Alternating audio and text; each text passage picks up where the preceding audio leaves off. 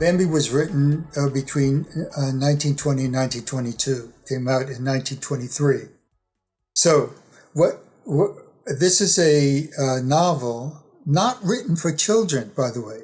Okay, Felix Salten was always angry at the critics who thought that this was a children's book, and it never ever was written that way. It was really sort of an autobiographical, symbolical, autobiographical novel about his own life. He was Bambi, and Bambi was Felix Salten, and so this particular novel really reflects the pogroms.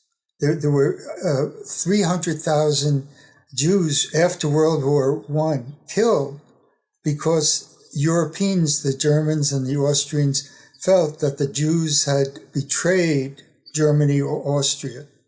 And so, and a lot of the Eastern European countries literally had these pogroms for about in the early part of the 1920s. And so we have to, Felix Salten was a journalist, and he was not a dummy. He may have had other, faults or what, and so on, but it's quite clear, and many other critics have agreed with me and have demonstrated that indeed this is a novel, about pogroms where men go into the forest and just out of pleasure shoot animals and cause them to die. And so he really demonstrated the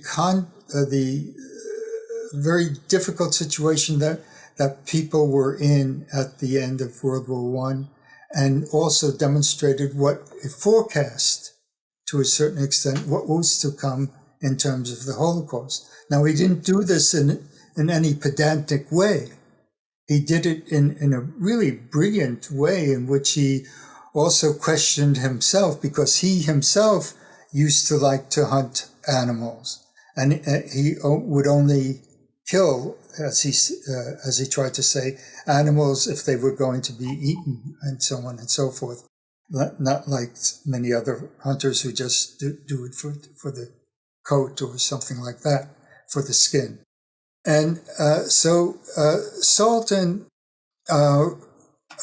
became famous quickly because he touched a nerve in all of Europe, not just in Vienna or in Austria. He was Austrian, or Germany, or the rest of Europe, but also in America.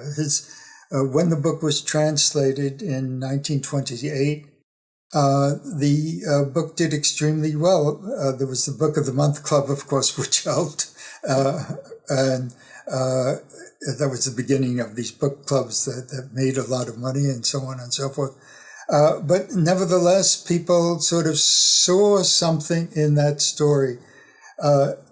The difficulty with Bambi, of course, is that the anti-Semitic Disney,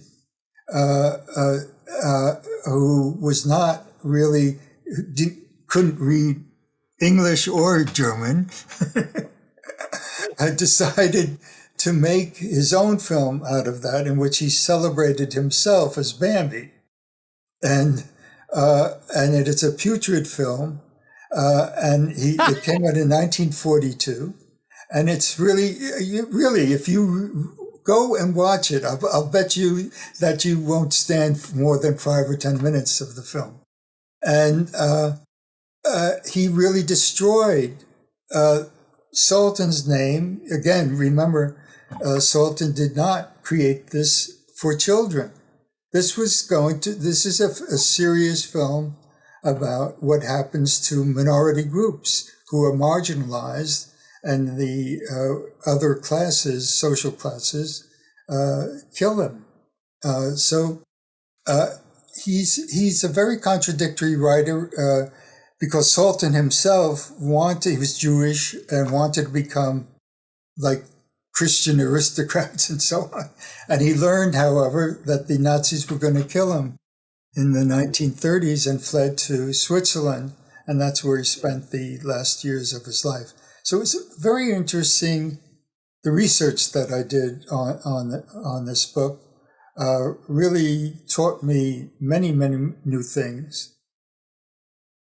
Yeah, absolutely. Even as I'm glad you mentioned it, because I was going to ask, I was like, wait, so if this is about pogroms against the Jews, how, Disney kind of famously anti-Semitic, as a studio, especially Disney himself. And then thank you for, I'm trying to get over, you called Bambi a putrid movie. That makes me laugh. But Watch it, please watch it. Yeah, I mean, I've seen it before, but I hadn't seen it through these lenses, and so that'll be interesting.